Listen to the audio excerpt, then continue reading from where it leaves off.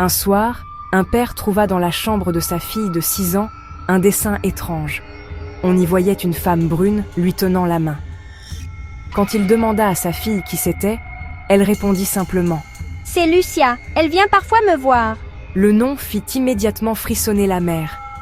Lucia était le prénom de sa sœur décédée, bien avant la naissance des enfants.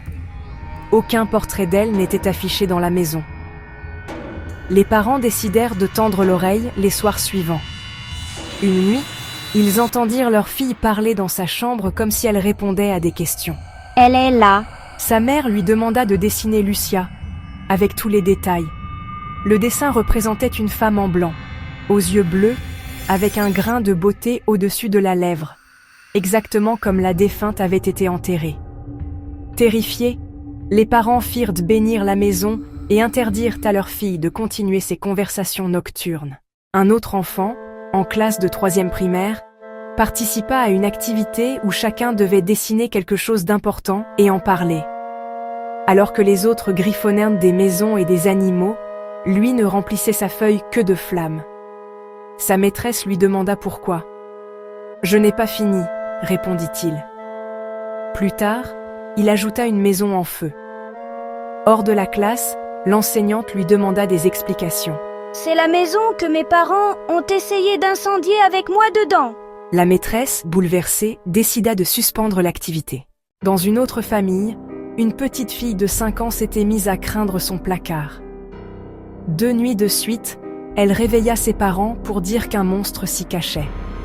Le père alla vérifier, mais ne trouva rien. Le lendemain, la fillette dessina ce fameux monstre. Peu de temps après, ses parents furent réveillés par ses cris. Elle avait 2 marques rouges dans le dos, comme des griffures.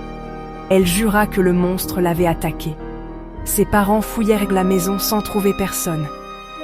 Ils finirent par lui aménager une autre chambre. Elle continua parfois à se réveiller la nuit, mais n'évoqua plus jamais le monstre. Enfin, une adolescente découvrit sur son bureau un dessin oublié par son petit frère de 7 ans. La scène représentait toute la famille, mais dans un coin, une silhouette noire, assise sur une balançoire, portait un nom, l'homme qui prend. Intriguée, elle observa son frère plusieurs jours. Une nuit, elle l'entendit parler tout seul et aperçut dans sa chambre une ombre qu'elle n'arrive toujours pas à expliquer. Le lendemain, son frère lui avoua que cet homme invisible lui rendait parfois des objets et lui avait même offert des baies rouges.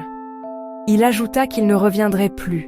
Depuis ce jour, il n'en a plus jamais parlé.